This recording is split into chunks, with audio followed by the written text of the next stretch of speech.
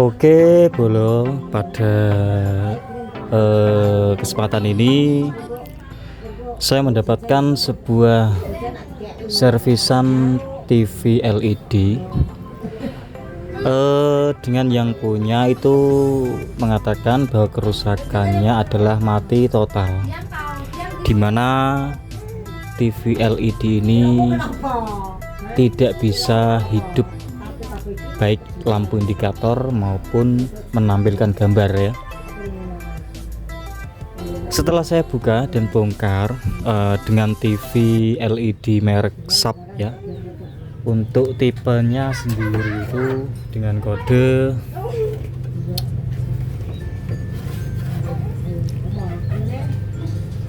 Sharp LED TV model LC 32LE3481 ya.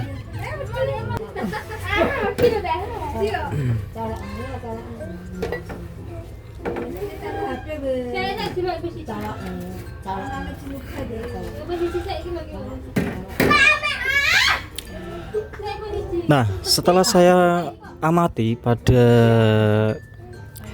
rangkaian TV ini, baik di mainboardnya maupun di regulator, setelah saya bongkar kemudian saya cek di bagian mainboard ini ya, pada mesinnya ini tidak terjadi kendala ya. Setelah saya cek ya, pada TV LED ini di bagian mainboard, ketika saya on kan TV tersebut mengalami drop tegangan atau tegangan semuanya berdenyut ya, baik di bagian output ya maupun di bagian regulator. Semua tegangan saya cek berdenyut. Nah, ketika saya ini lepas di bagian yang menuju ke mainboard mesin ini, ternyata TV tegangan normal ya. Coba langsung saja saya praktekkan, saya on kan.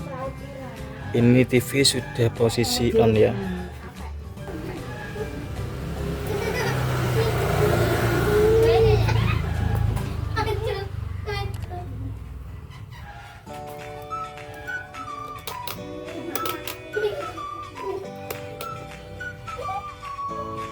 Juga saya main di skala 20 VAC ya, VDC ya. Saya coba langsung cek pengukuran tegangan di posisi on TV dan kabel masih connect ke mainboard, dari regulator menuju ke mainboard masih connect. Di bagian output tegangan regulator ini ya,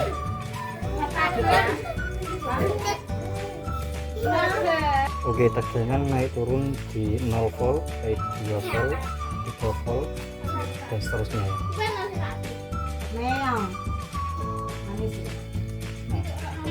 Harusnya di tegangan ini harus ada 12 voltan ya, tapi drop menjadi 3, 2, kadang 10 volt ya. Kemudian di bagian backlight ya, saya main skala 200.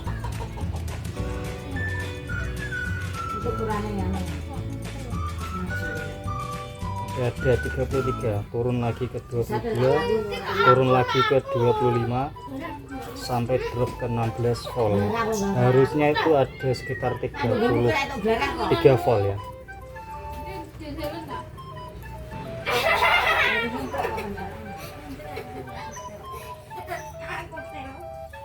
Kita nambung lanjut part 2, kita nambung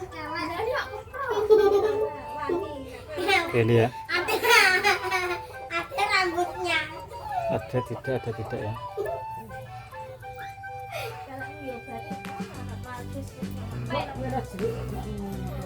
Coba saya pakai multimeter yang analog.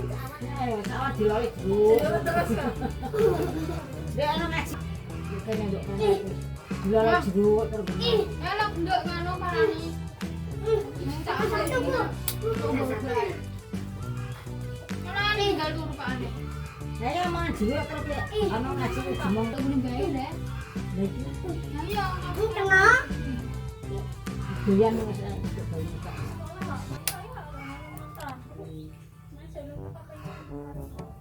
Oke, tegangan naik turun ya di skala 10 volt, naik turun. Saya beri skala 50 kan tidak kelihatan ya. Ini harusnya tegangannya normal 12 volt harus ada. Kemudian coba saya ukur di bagian primer, itu tadi kan yang di sekunder. Coba di primer yang dari bagian primer yang dari elko ya, harus ada 200 voltan ya.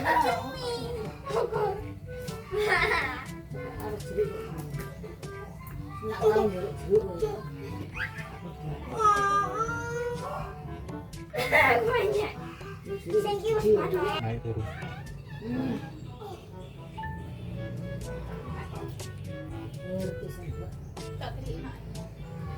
Ya, 100 volt turun lagi ke 0 volt. Nah, pada kasus ini apakah penyebabnya ya? Kalau ketika pada kabel yang menuju mainboard ini yang dari regulator, kabel ini saya lepas, tegangan normal ya. Coba saya lepas ya.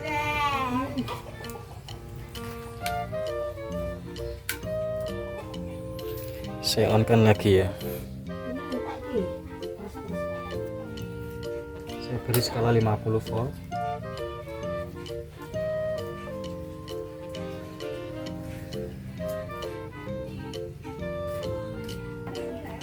Oke, ketika saya on kan tegangan normal ya.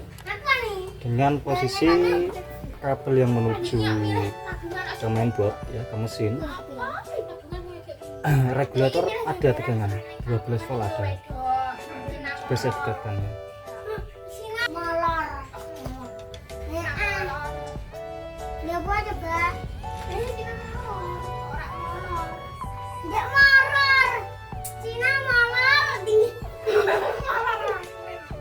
Oke, kelihatan ya 12 volt ada ya. Ini posisi kabel saya lepas ya. Untuk bagian primer yang dari elko besar di skala 250, tegangan ada ya, sekitar 200 VAC. Oke, pada kasus ini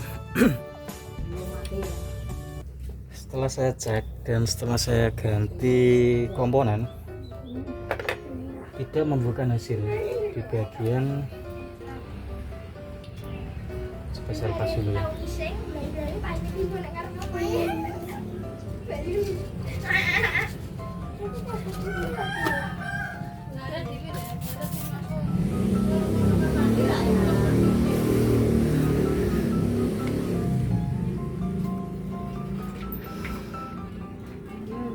Nah, setelah saya cek di bagian optocoupler ini ya, sudah saya ganti, ternyata tidak ada hasilnya sama sekali, tegangan tetap saja naik turun atau drop. Elko pada bagian optocoupler sudah saya ganti juga, sekitar 10 mikro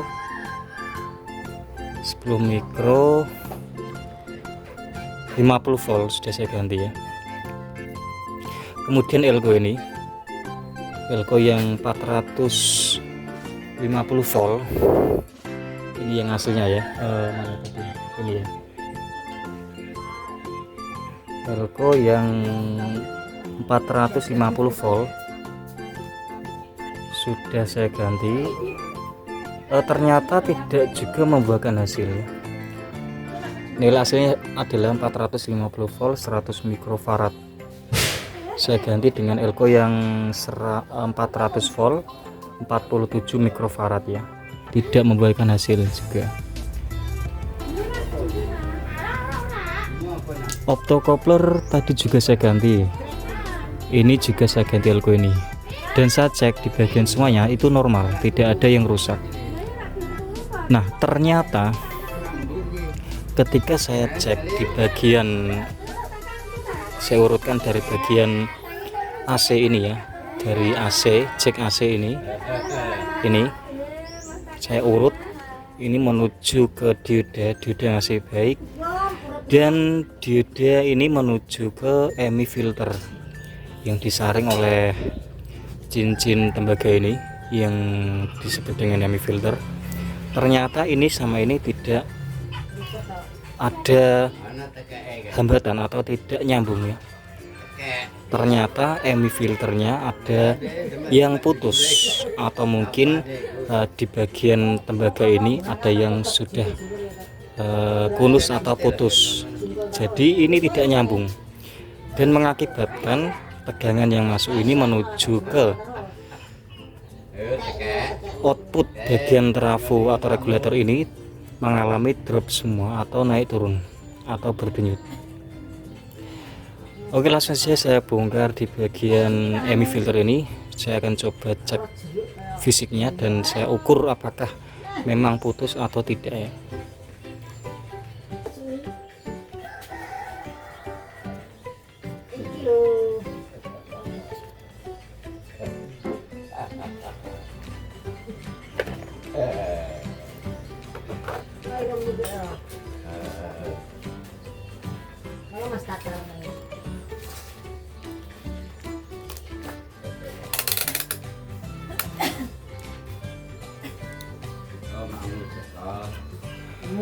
Oke, saya ukur dulu di bagian EMI filter sebelum saya bongkar agar teman-teman bisa menyaksikan apakah kasus berdenyut tegangan naik turun itu bisa juga disebabkan oleh EMI filter ini ya.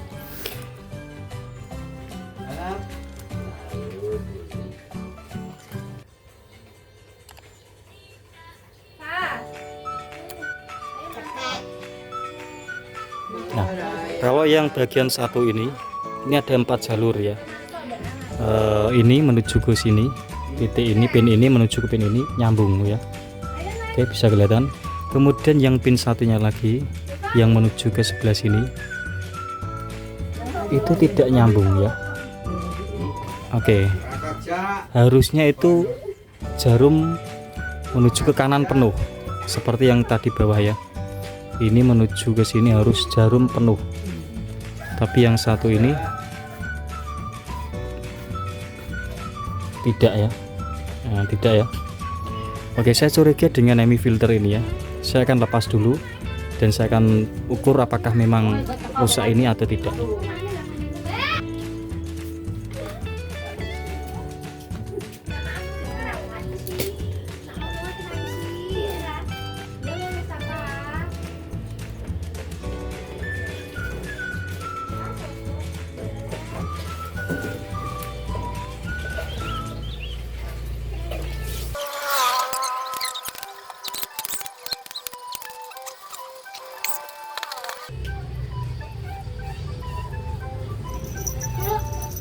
Oke, ini ya tadi ya EMI filter yang sudah saya lepas. Coba saya ukur apakah di bagian ini nyambung atau putus. Oke, yang bagian pin 1 ke pin 2 nyambung ya. Kemudian untuk yang pin ini ke sini, ke pin 3 ke pin 4, oke, tidak nyambung ya. Bisa dilihat di skala avometer. Untuk yang pin 1 saya tegaskan, ke pin 2 itu nyambung ya. Oke ya, maaf ini agak kurang nempel ya. Oke ya, untuk pin 3 ke pin 4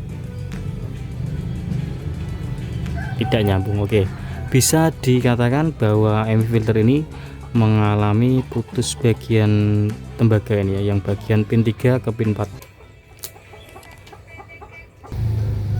EMI filter ini saya coba mengganti EMI filter ini dengan yang jenis kotak ya. Ini yang asli tadi, kemudian ini saya copotan dari SMPS, mungkin dari copotan TV yang lain atau mungkin dari SMPS di bagian CD atau DVD ya. Coba saya pakai menggunakan ini. Sebelum saya coba pasang ini, coba saya tes dulu apakah masih nyambung atau sudah tidak bisa digunakan ya. Oke. Untuk pin 1 pin 2 nyambung, pin 3 ke pin 4 nyambung ya, masih oke. Coba langsung saya pasang. Berhubung MI filter ini jenisnya kotak, yang berawal tadi cincin kemudian saya ganti kotak.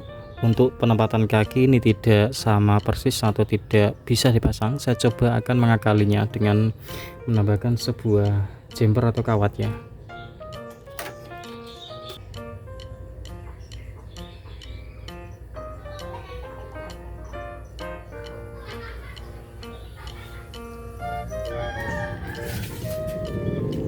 Oke, sudah saya ganti di bagian MI filter ya.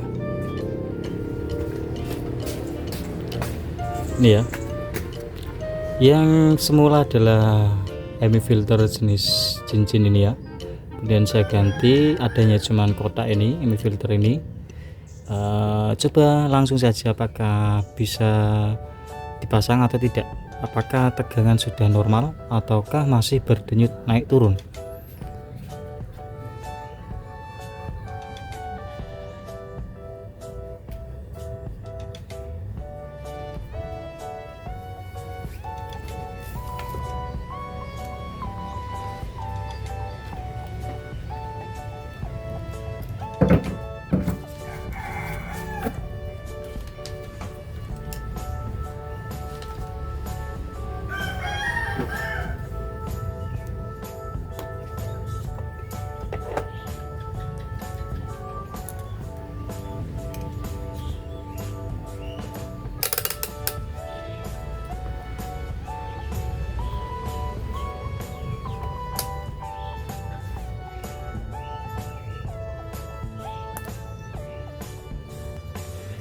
Oke, sudah saya on kan, kemudian coba saya ukur dengan avometer apakah tegangan masih berdenyut naik turun atau sudah normal. Saya main di skala 250 volt untuk mengukur tegangan di VAC bagian primer ya, di regulator bagian primer. Coba saya ukur di bagian elko yang besar 400 volt ya. Tegangan sudah normal ya, sudah ada 200 volt lebih ya. Saya menggunakan meter digital coba.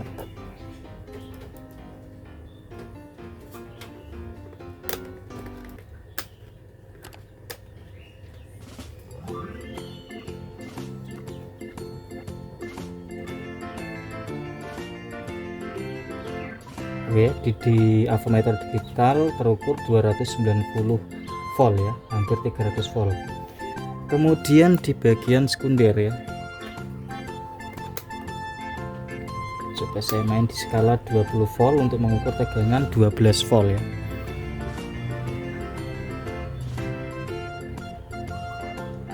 Untuk tegangan 12 volt sudah ada ya, 12,3 ya.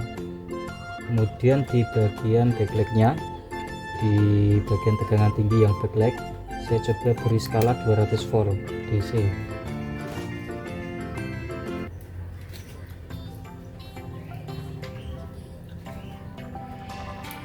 Terukur 33,4 ya. Oke, tegangan sudah normal semua ya. Coba saya perjelas lagi, saya zoom.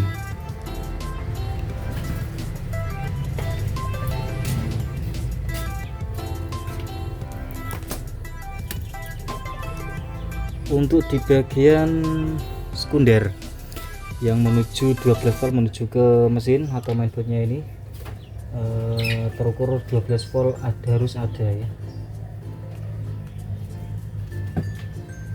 Oke, 12,3 ya. Kemudian tegangan yang ke backlight 33 volt ada. Oke, coba langsung saya pasang ya.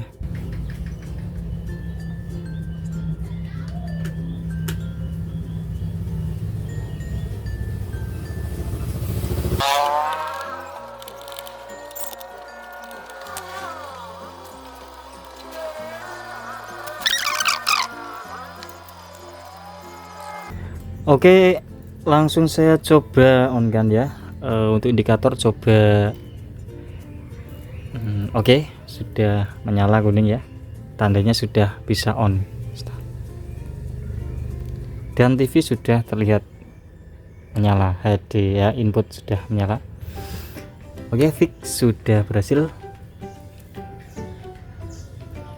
TV sub LED dengan kerusakan mati total.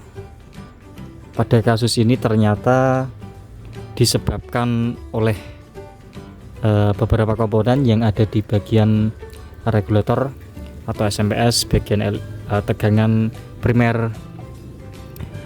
Ternyata di situ ditemukan sebuah EMI filter yang mengalami putus pada bagian kabel atau tembaga. Oke, sekian dari saya, semoga bermanfaat pada tutorial service TV LED TV sub di channel MP Elektronik, Mas Bud Elektronik.